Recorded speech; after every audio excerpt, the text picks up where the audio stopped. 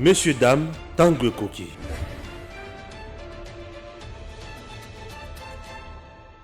Mbote mingi na bino bayozuli bakoma lamu ya kolanda biso epai wapi bozwami. Lelo na kozala na maître Cédric Biengele Bongongo. Tokobeta ne masolo po etali lisusu réserve stratégique ekosunga ekolo na nini et tokosulunye place wana pamba te eza moko ya oyo kosala ete social pe fanda. Eza pe moko oyo ekopesa biso makasi biso pe ba congolais to économie ya ba congolais pe mata pamba te eza l'état congolais nde muta kosala ngo ekozala susu ba libanais ba indien te tokobeta lisusu masolo ya bitumba oyo ya bateke bayaka ebandaki wapi pe ekomi na niveau nini tokosala ndenge nini mpona kozwa susu ba administrateur ya ba territoire ya miyibi lokola oyo bauti kobimisa bitumba balingi bapesa biso image ya est na kati ya bateke na bayaka et tokobeta lisusu masolo oyo etali bozangi bokengi na ngomba Kinshasa oyo tobengi phénomène kuluna eutaki koleka système angenga ebimaka kaka na babileko ya boye na babilembo ya boye komona wana ezalaka bana kasi lelo okotala mpenza babebe ya 12 ans 13 ans asimbi lichette lokwa akoboma ntaba kasi akosimbela yango ntango mosusu tata na ye bien mama na ye atako abota ete kasi akoki kozala tata na ye bien mama na ye e tokoki kosala ndenge nini po ete tomeka koleka na esika wana tobongola makambo pamba te bana bakozala bakuluna te bana bakoki kozala lobi ya mboka mpona kosunga ekolo. Maître Cédric napesi yo mbote mpe na mbio malamu. Mbote madame. Maître Cédric nayebi te oza moto ya mibeko mpona makambo etali droit de l'homme nanu mpe ezomona nanu te ndenge nini bana wana bakosasa bato kasi likanisi mpe eza malamu te ya koboma bango.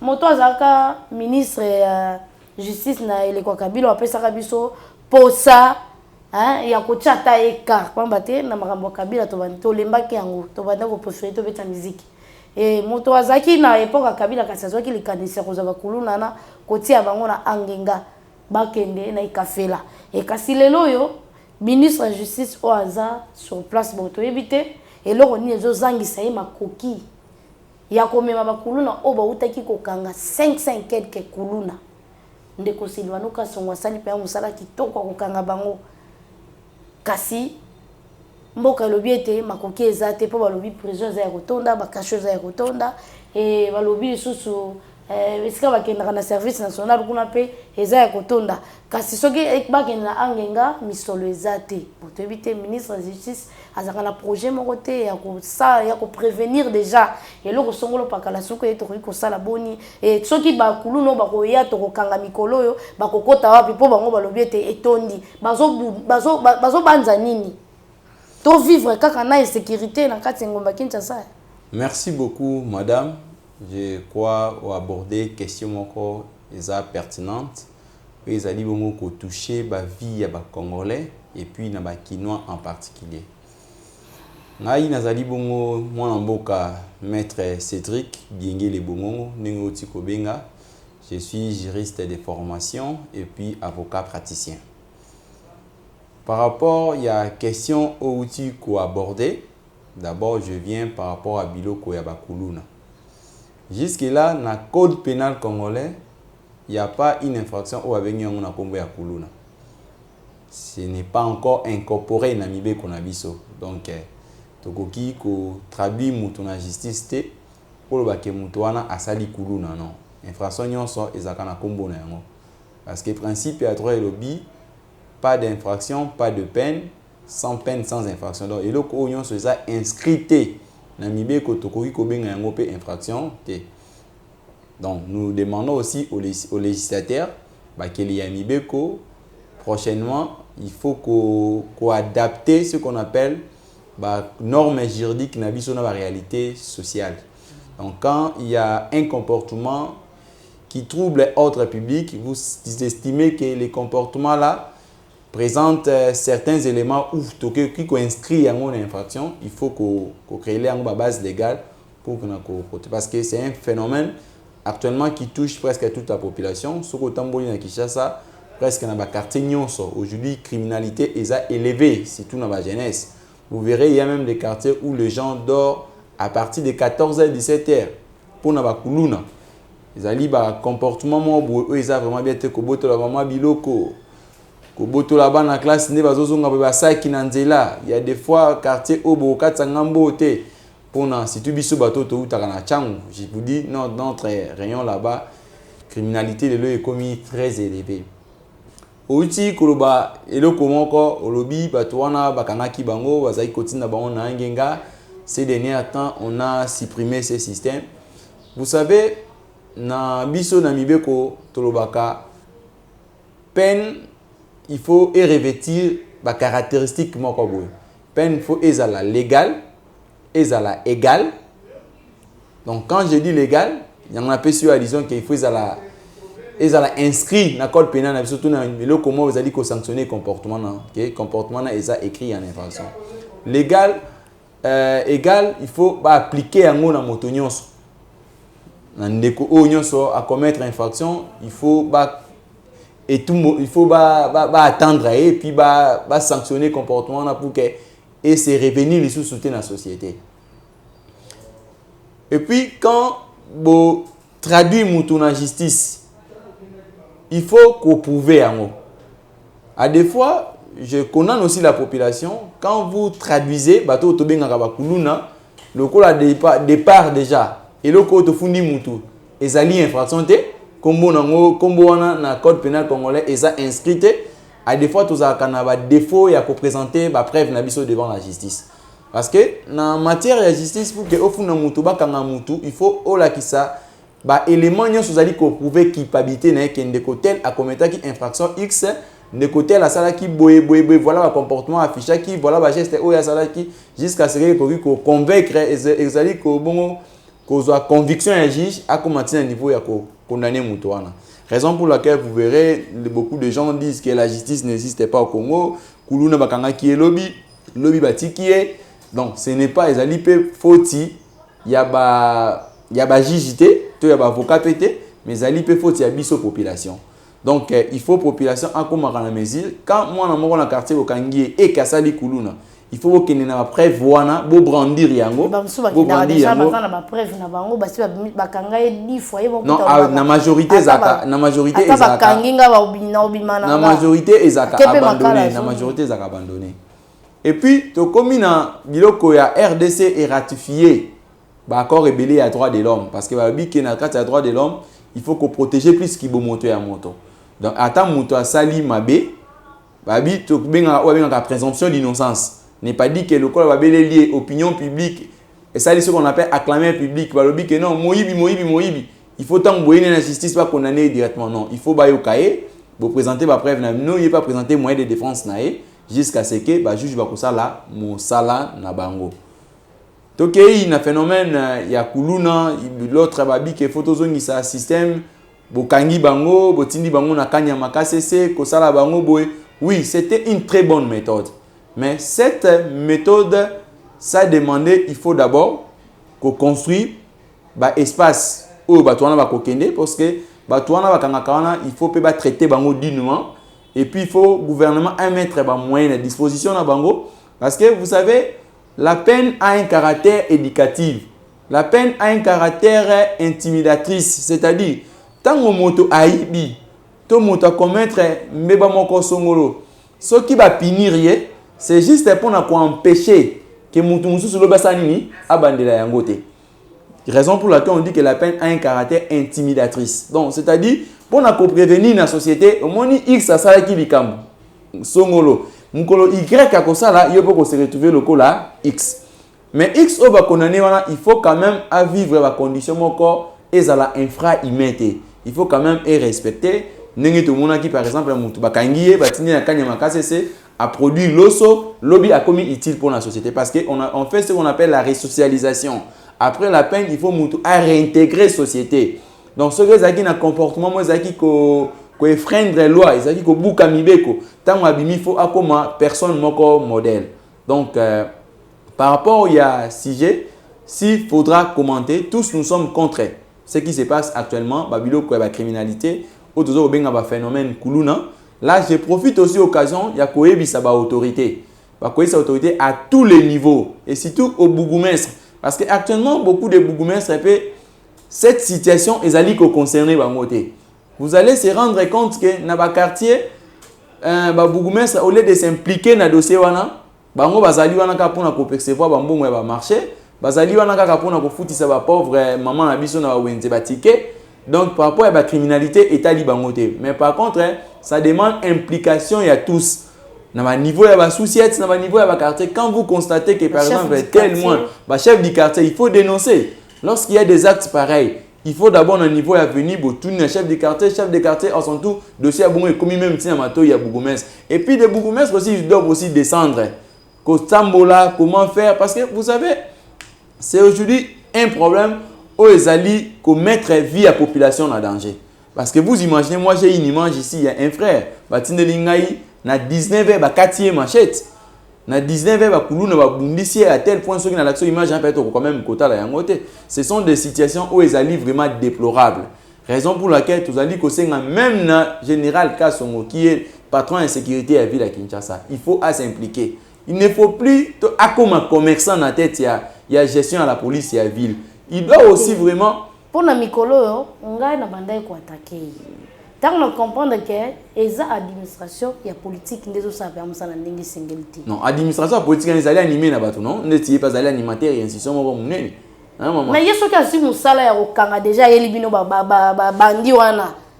Ayelibino bandi wana. Musu bazondima, bozana esika kotia bango te ya sala. Non, le vrai problème c'est-à-dire quoi? Il faut police à comme en proximité de la population. C'est-à-dire la police doit intervenir parce que vous savez, il y a des coins où la population a qui dans la police, babi quelque chose en munition te.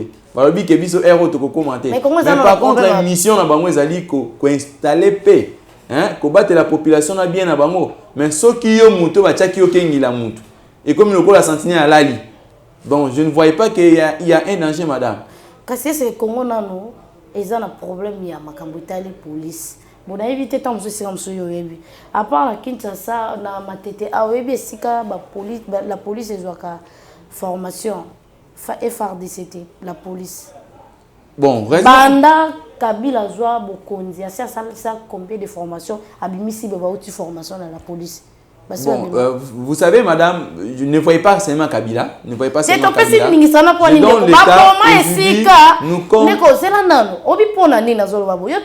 la police. Moto soki neti ngo pesinga tenya la police oyebisinga musala ngate na osala ozoela ngana mutu ba police bele ba kosala musala bongo ba zwa mateya ko la police la kisinini ba police na biso ba koma ba kundi soko tena ndela mokonzi ayibika sola titeni mokonzi azwa ngala ya kozwa mateya te chikwa kosala musala nini soki anda tambola na commandant moko boya après 6 mois ba pesi na teni après oyo ke ba futa ka ba moteya azana kata liste te ba yebiete ba kotise ka par fraude akobundela ti azwele matricule lobi apese munduki alaxi ka ba beta ka boesili siko yebisanga place wana oloba nini. Bon madame, vous savez raison pour laquelle na mekaki ko pour la kisayo moi ba déficit o ezo sala ke elo kwana ekene mala monter, c'est-à-dire o soulever point moko c'est très essentiel au lobby que la police na biso pe souffre na o babengaka tozali na problème de recrutement. Nos policiers ne sont pas aujourd'hui. D'abord, la police au Congo se définit comment? Aujourd'hui, beaucoup de politiciens, beaucoup de policiers au Congo, ils allaient battre aux familles les maquillés. C'est-à-dire, moi, dans mon cas, na libota et simbité batine na classe et simbité ba non ba para ba mo lobi na kenni no yo kenni na baka musala kisoda. Donc pour dire que musala kisoda départ psychologie na biso ezali musala ya suka, ezali musala ya soni. Mais ailleurs tout le monde va policier bazali bato ya lokumu. Tant par exemple bato ba voyage ka ba ko ebisa OK non, vous verrez même lors des arrestations à Kinshasa, un policier a ko kanga mutu mais mo pe à commettre sous infraction d'arrestation o aiko sala. Ce n'est plus le temps à se présenter au la population. Bonjour mon frère, naza par exemple une invitation telle, ba singa boy tout na question non. Akangi au moment dans d'autres boy, tout a sali boy, c'est ce qu'on appelle les défauts d'information. D'abord, il faut faire ce qu'on appelle créer d'abord une école à la police. Et puis moi je dis aujourd'hui il faut revoir les programmes scolaires na biso. Il faut qu'on instaure bakou moko ndengwana éducation civique kotangi saba na rôle à la police. Depuis l'école primaire, ban attend bazo ko la ba ko la ne eloko wana mutu na bon. Parce que nos parents nous ont déformés. Nos parents bâti un esprit na biso surtout génération na biso musala soleza musala ya soni. mosala ya la police ezali mosala ya suka.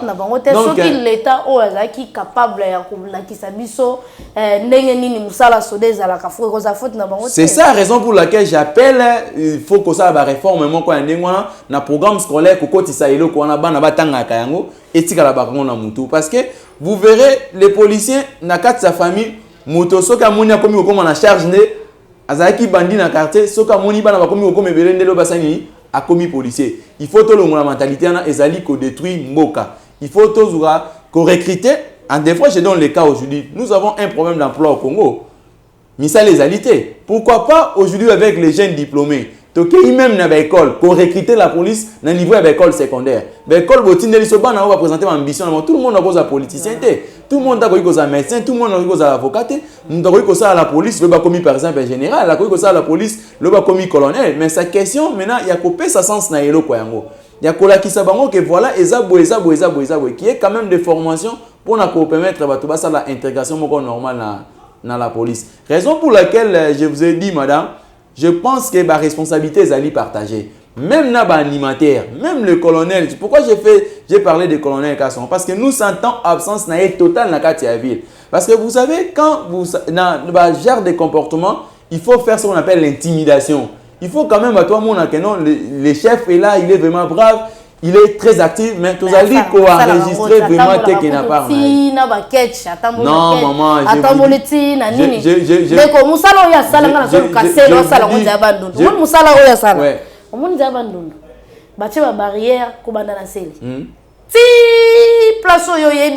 place sous quitter barrière eza ya l'état té.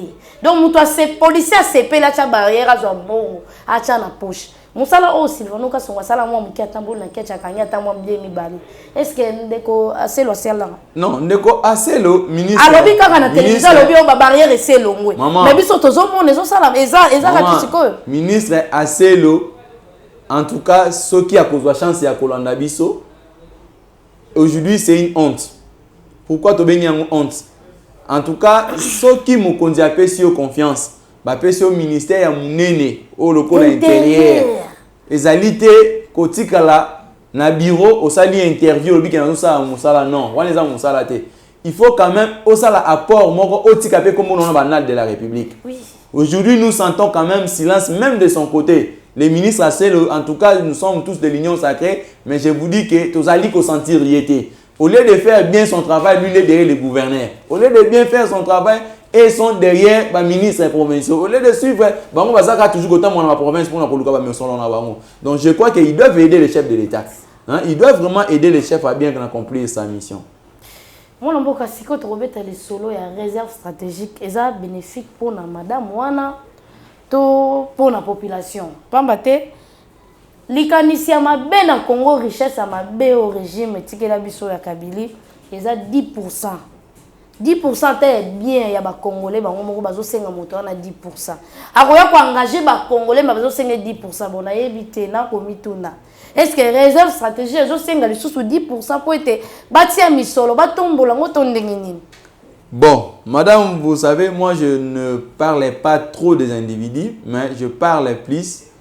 Je donne plus mes analyses par rapport à la gestion en Mboka. Tu as vu que dans Mboka, il y a ce qu'on appelle réserve stratégique. Parce que Mboka connaîtra le problème est belé. Tout ce qui est pendant la crise de la COVID-19, tu as dit la pénurie à carburant, pénurie à mazout, l'État faut faire face. Vous allez constater qu'il y a même majoration, il y a d'arrêt alimentaire. Le coût qui consomme à 10 francs, le commis par exemple à 20 francs. Tout ça, ce qui l'État a salaki ce qu'on appelle prévention, hein, ameka qui peut prévenir. Il y a quand tu as une solution, ils allaient une réserve stratégique. Donc, ils allaient certains pays beaucoup de moyens. Donc, ce qui est là, dans le cannabis, ils allaient négliger et là, je crois que ils allaient aider Mboka et qui ne libosoté. Dans l'investissement, le chef de l'État, quand Mazaki investit, je crois. Vous avez suivi comment les chefs de l'État qui n'ont à côté accent naé sur réserve stratégique. Donc aujourd'hui vraiment j'enregistre moi l'antenne et ça vraiment bazali vraiment ko sala musa na bango bien té.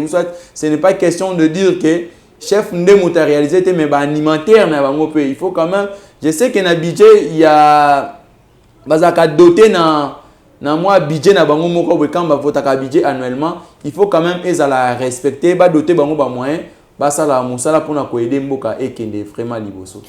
Moi na mboka siko to robeta masolo ya omeka robeta na biso po to na confusion, mandeko mususu bazo koma na minute sesili nango, confusion ezala kaka muta kozwa photo ya kala atindi yango siko. Mais au final la bateke kuna bazo katana, bateke kuna bazo boma na bona éviter. To ko tikala na ni na mutu na ngongo bitumbezo ko bakaka to basi bayokani e utaki wapi pezala ki nini. To ko sala ndenge nini po ete to ko balisu to koma lisusu na esiko to usite po bato akufebele, batumbi bandako batebele, nyoso neza kozongisa kaka bato sima.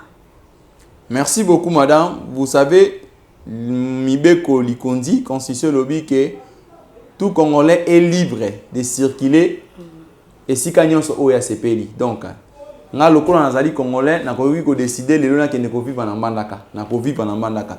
Na ko décider le lona ke ne ko vivre na est du pays. Kolongola ngai par exemple na ouest ko ke na est ezali kolongola ngai te nationalité na ngai ya congolaise, toute la nationalité congolaise. Ezali pe kolongola ngai ki bomoto na ngai te ya congolais. Donc sauf que je me suis décidé de m'installer quelque part. Par rapport à la situation où ils allaient koleka na Mai-Ndombe, précisément na territoire on appelle ça comment? J'ai perdu même le nom. Vous savez, cette situation, ça touche vraiment na vie à Batu. Je crois que vous avez suivi quand le gouverneur Ngobila était encore na Mai-Ndombe, c'était toujours ce genre de conflit qui a suscité des morts, ce genre de conflit qui a terni même à son image. Donc, ce sont des histoires, quand vous allez dans Mai-Ndombe, Batouazan na moi kowele na bazamba, Batouazan na kowele na ba portion de terre, vous verrez même suite à conflit aux ezali yaka na bateke ba o bazali ko ba bangonde ba kolo mabele, ba misusu ba bengi ba ninga ba venant, hein? C'est toujours ba conflit de terre.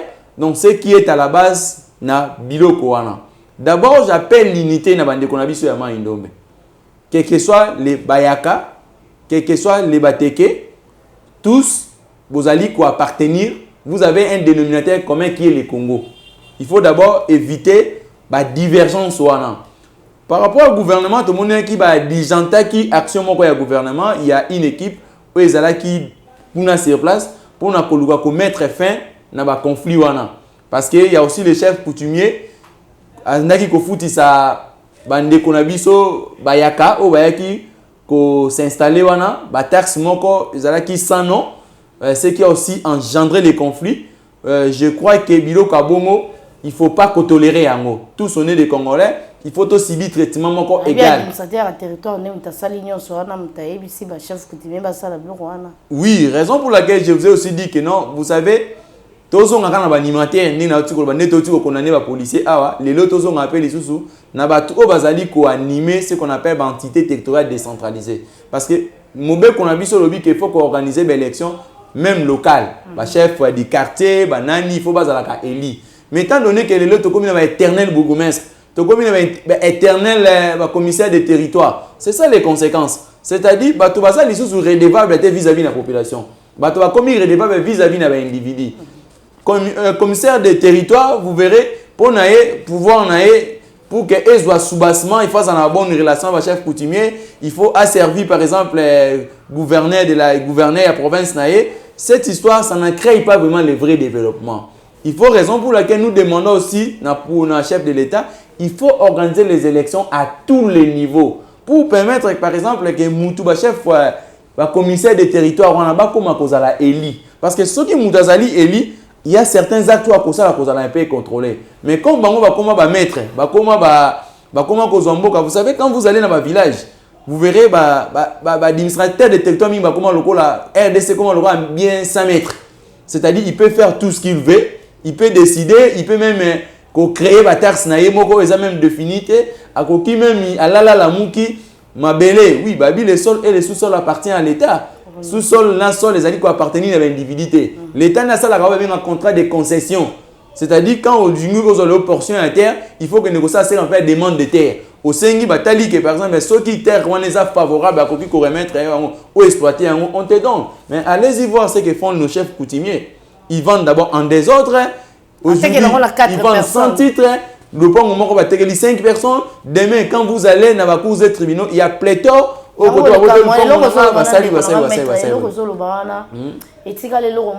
terrible na côté à Plaza.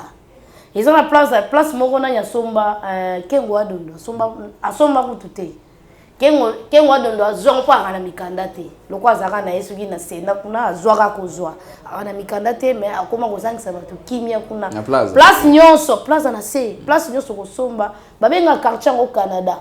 Babuka ngo air nyonso po ba colonel basana kata cop wana ba magistrat basana kata cop wana donc essayer banda ba chef coutumier nde ba bebisa bango po yemoko yanga koloma bele à côté kango na 5 7 personnes après na suko ka muta ko kufa kuna po masati fo beta ba colonel baza kuna ba policier bato genre nyonso wana kati wana. Raison pour laquelle madame je vous ai dit que dans tout ça il faut et les animateurs et la population. Il faut donc comprendre la notion de base. Parce que vous savez, Mboka ils ont mesurer la capacité des intellectuels. On n'a pas besoin de la quantité.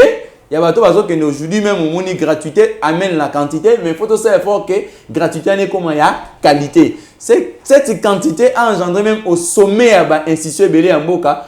Bato bakomi comme makamboloko la bazo ça la selon bango. Mboka ata musango selon ba animateur ata ata musango selon mibeko. Raison pour laquelle je t'ai donné même exemple, lors il y a vente, il y a parcelle. Ce qui est là, la population, comment faire achat à parcelle, comme on a niveau haut. Vous verrez ce qu'on appelle des droits de l'homme, il y a certaines notions qui sont fondamentales au fond moto. Par exemple, quand il faut consulter un avocat pour que l'homme tombe dans la conséquence telle. Vous verrez, conséquence dans le ça engendre des morts. Quand vous allez, chef coutumier, à l'ali à créer ressources parce que quand vous et là, il faut aluka costume. Et là, il faut aluka mutuka ya kotambola. Et là, il faut aluka pembongo ya kocha des femmes à l'aise. Donc, ce qui crée que non aujourd'hui, maintenant, ce sont la population qui souffre. Maintenant, c'est l'État maintenant qui est troublé. Problème entre les individus, maintenant, ça crée des morts. Ce sont des histoires où vraiment il faut qu'on mette fin à. Moi, je demande vraiment à ce que au chef de l'État de veiller vraiment par rapport à la commissaire des districts. Bah, chef du quartier, il constitue une portion du pouvoir. Faut pas que tika bango na merci de moi na te. Faut pas que tika bango na laisser aller parce qu'aujourd'hui nous voyons que c'est même à niveau central. Vous verrez même des histoires des IGF, il faut contrôler seulement les pouvoirs centraux. Il faut contrôler seulement des provinces. Mais dans le niveau de quartier, dans le niveau de territoire, il y a aussi des animateurs. Voilà. Ces gens-là aussi doivent vivre aussi rigueur de la loi. Au lieu de tika bango à tout moment, tout vivre en désordre, en tout cas, c'est pas bon vraiment. Natondi motondo minkasi na ngito kabona ya bato kabona suko zana mai oko bakisa na nyoso to koloba ototi koloba na mokola lelo pambate ekozala ya suka pe ya libosote ngana kosenga yo mokolo nyoso ozana bosenga ya koloba po biso to ngana mingi ko dénoncer kala bato ndaki to soutenir net ngana soutenir ka fachi na ndenga mabete mais soit dans zaki na tangwa kala na ngaki na bonde la ba ministre na pour travailler na fachi mais biso tozo dénoncer tozo bimisa ya mabe tozo ko encourager fachi akoba na eloko azo sala mais non biso tozo senga na bino oboza na babilembo wana boyaka nango neti boza la maîtrise eloko boy to ekoloba po e contribuer na eloko o toza na bosenga ekoma Congo po ekoma na ndenge tozo banza o ba makaniso bimisio soki ekotisi ko na nzela comme osala lobi tokolela boete tokolela bakulu ne belete tokozana na baja l'état na commune ba telemaka na nzela tazokanga moto kwa ya moto kota na bureau azo bisozo lukanina sa le carte d'électeur na poche tokozana ngote soki mibeko efandi kasi po efanda boy kaka neto koloba boy ekendaka na sete ezwa resika nango na sengio lisusu soki ozali libre. Merci beaucoup madame pour conclure l'émission. Oh, je crois que cette émission a eu un caractère pédagogique. Donc je crois que mes piste de solutions par rapport à Yakuluna où ils allaient le déranger la population. D'abord nous si gérons le gouvernement, il faut qu'on recrute plus de policiers et puis former des policiers, créer des écoles de police. En fait qu'on mobiliser bande konabiso baleki nabiso o bazali ko 6 à classe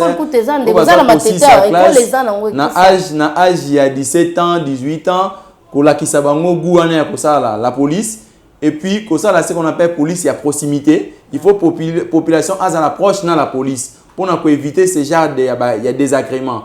Et puis il faut qu'on instruise nos policiers. Il faut qu'on paie ça bango kotaki ça bango que non population ça qu'on senga que l'élection est organisée à tous les niveaux. Tout mécanisme comme ça la rotation on a qu'on a jeunes capables parce que la majorité il y a pas aller ko animer entité territoriale décentralisée ou bien ETD sont vraiment ils ont vieilli déjà. Il faut mettre des jeunes avec beaucoup d'énergie mécanisme qu'on réformer le système et puis moi je m'aimerais que les contrôles il faut équitable à tous les niveaux. Là c'est vraiment une proposition que nous tous même comme ça par écrit to soumettre à IGF. Il faut qu'on crée IGF même au niveau de la commune, au niveau de la quartier, même au niveau de la gestion de la quartier. Il faut qu'on instaure un système de contrôle. Étant donné que ces gens-là ne sont pas contrôlés, vous allez voir que les documents, il y a l'été comment qu'on s'en dans la poche.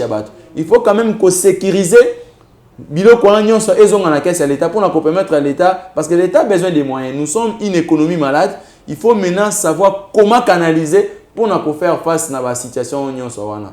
En tout cas, madame, je suis très content de partager plateau ensemble nayo. Mbala sima to commenter ya ko zala. Natondi montondo mingi na invité pour zala au contribuer na bana bitike na zo menga ba parents nyonso za mobuti. Parents nyonso wa ko sunga bana bitike bana bosenga biki kaye pour semaine ou bango pe fuba bana classe pour mona na bilili ndenge nini. Bana na bazozela ba kaye na bango na ba sac na bango basi ba facilité bango pour la gratuité.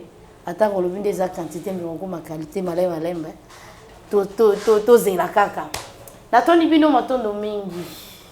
Nazana bosenga ya kutona suma matondo mingi na jansi kibala. Waza bongo sima caméra Stéphane Balamwange aza bongo na Lubumbashi na Katanga pardon et pas besoin mi to tombelo penza semaine mola mo ante otira lisose na une semaine belé awa natondi suma matondo mingi na raja kula motonti kolo dudu matondo ben et Johnny Kabongo depuis Paris to kutani mbala sima. Messieurs, dames, Tanguy Koki.